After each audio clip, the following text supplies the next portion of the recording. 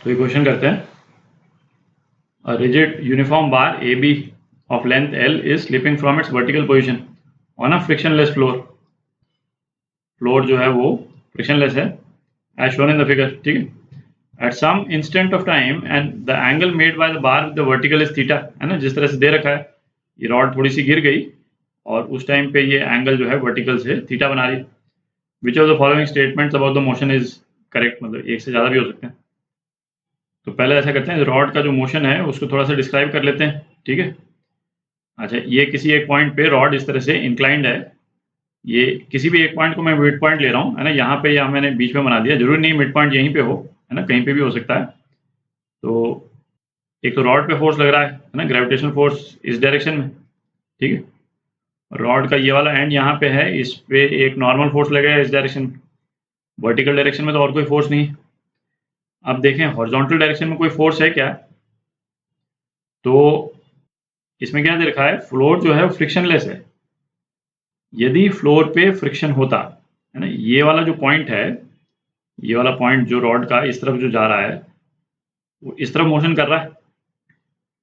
यदि फ्रिक्शन होता तो एक फोर्स ऑफ फ्रिक्शन इस डायरेक्शन में लगता इस रॉड पे, और चूंकि सरफेस जो है वो फ्रिक्शनलेस है इसलिए फोर्स ऑफ फ्रिक्शन नहीं लग रहा है ना, ये फोर्स ऑफ फ्रिक्शन नहीं लग रहा है.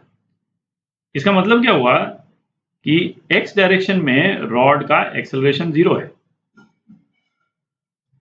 ना. एक्सेलरेशन ऑफ रॉड का सेंटर ऑफ मास किस डायरेक्शन में, एक्स डायरेक्शन में, क्या है, 0 है. क्यों 0 है, क्योंकि एक्स डायरेक्शन में कोई फोर्स ही नहीं.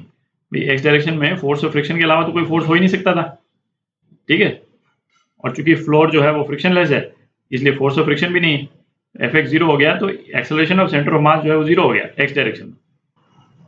तो इसका मतलब क्या हो गया कि रॉड का जो सेंटर ऑफ मास है वो बिल्कुल वर्टिकली नीचे गिरेगा, ठीक है. मतलब रॉड जब पूरी नीचे गिर चुकी होगी तो उसका सेंटर ऑफ मास एग्जैक्टली उस पॉइंट के नीचे होगा जहां पे वो पहले था जब रॉड वर्टिकल थी, ठीक है. जैसे ये रॉड वर्टिकल है तो सेंटर ऑफ मास मैंने यहाँ बनाया है, जब रॉड पूरी गिर जाएगी सेंटर ऑफ मास एग्जैक्टली यहाँ पे आ जाएगा.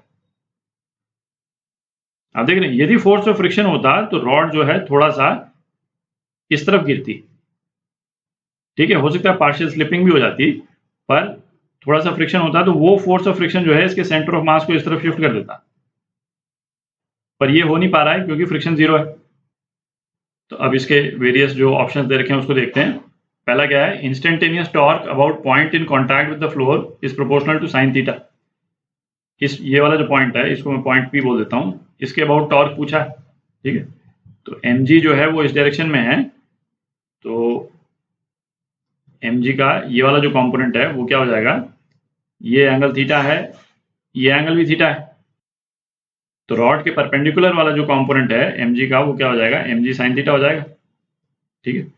तो टॉर्क जो है वो क्या हो गया, L/2, L यदि लेंथ है रॉड का, है ना, स्मॉल l ले रहे हैं अपन, into m g sine theta, ठीक है.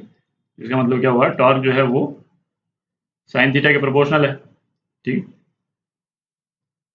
और अपना स्टेटमेंट भी यही बोल रहा है, तो ए स्टेटमेंट करेक्ट है. Trajectory of the point A is a parabola. ये वाला जो पॉइंट है इसकी ट्रेजेक्ट्री निकालनी, तो इस पे आते हैं, इस पे अपन लास्ट में आएंगे, ठीक. पहले बाकी देख लेते हैं. C point, the midpoint of the bar will fall vertically downward, ये तो अपन ने डिस्कस कर ही लिया, है ना. एक्स डायरेक्शन में फोर्स 0 है तो सेंटर ऑफ मास जो है बिल्कुल डायरेक्टली वर्टिकली नीचे गिर रहा है ना. Mid point of bar vertically गिरेगा, ये सही है, सी. अच्छा, when the bar makes an angle theta with the vertical, the displacement of its midpoint from the initial position is proportional to 1 minus cos theta. तो अब ये वाला ट्राइंगल देखें आप, है ना, ट्राइंगल पी बी, ये मिड पॉइंट रॉड का, इसको मैं एम बोल देता हूँ, ठीक है.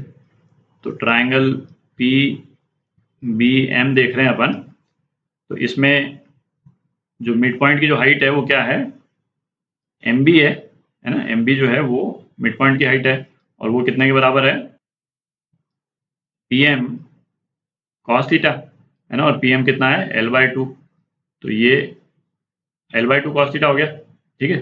अच्छा, जो सेंटर ऑफ मास की इनिशियल हाइट थी, ठीक है, हाइट इनिशियल बोल देते हैं, और ये हाइट फाइनल है सेंटर ऑफ मास की।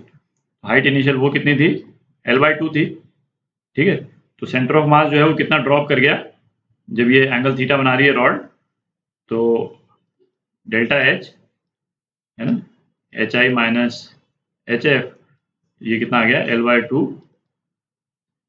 1 माइनस कॉस थीटा आ गया डेल्टा H, ठीक है। तो यही दे रखा है, when the bar makes an angle theta the displacement of its midpoint from the initial point is proportional to इतना। तो ये करेक्ट है, डी भी करेक्ट है। अब बी पार्ट देखते हैं इसका, थोड़ी जगह बना लेते हैं। तो बी में अपने को पॉइंट ए की ट्रेजेक्ट्री पता करनी, ठीक है। तो ट्रेजेक्ट्री का मतलब क्या हो गया कि पॉइंट ए के जो कोऑर्डिनेट्स हैं उनके बीच में क्या रिलेशन है वो निकालना है अपने को। तो पॉइंट बी को इसको ओरिजिन मान लेते हैं अपन, ठीक है। पॉइंट बी को अपन ने ओरिजिन मान लिया, तो ये पॉइंट ए जो है वो यहाँ से शिफ्ट होकर के यहाँ पे आ गया, ठीक है। सपोज यहाँ पे इस पॉइंट के कोऑर्डिनेट्स जो हैं वो x और y हैं, ठीक है। किसी भी एक जनरल पॉइंट पे इसके कोऑर्डिनेट x और y, अपने को x और y के बीच में रिलेशन निकालना है। ये पोर्शन जो है ये x है और ये जो वर्टिकल पोर्शन है ये y, ठीक है। अब आप देखें x जो है वो x कितना हो जाएगा, x तो PB के बराबर ही है। ये जो नीचे वाला ट्रायंगल है और ये जो ऊपर वाला ट्रायंगल जो बन रहा है ना, वो तो एग्जैक्टली सेम ही है, ठीक है। क्योंकि रॉड का जितना लेंथ नीचे है उतना ही लेंथ ऊपर है। M पॉइंट जो है वो सेंटर ऑफ मास का पॉइंट है, तो x जो है वो PB के बराबर हो गया। तो x कितना हो जाएगा, mn sin 30, ये हो गया L/2 sin 30 हो गया, ठीक है। अच्छा, और y कंपोनेंट जो है वो कितना है, y component twice of MB, twice of MB है ना। ये दोनों ट्रायंगल जो हैं वो इक्विवेलेंट है, तो ट्वाइस MB, ये कितना हो जाएगा, ट्वाइस इंटू MB है L/2 cos थीटा। तो अब ये दो रिलेशन आ गए अपने पास में, इनमें से अपन थीटा एलिमिनेट कर देते हैं।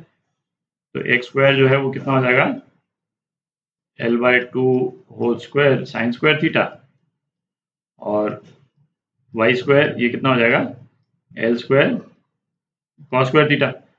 अच्छा, इस वाले ये पहला वाला रिलेशन है, इसको रीअरेंज कर लेते हैं। 4x² is equal to L² sine square theta, ठीक है। अब इन दोनों रिलेशंस को ऐड कर देते हैं अपन, इसको और इसको, तो क्या हो जाएगा, 4x² plus y² is equal to L², ठीक है। और ये कितना हो गया, x² plus y²/4 is equal to L²/4। और ये इक्वेशन किसकी होती है, ये एलिप्स की इक्वेशन होती है ना, पैराबोला नहीं है, ये एलिप्स की इक्वेशन है। तो बी पार्ट जो है, बी पार्ट गलत है, ठीक है। ये आपके आंसर।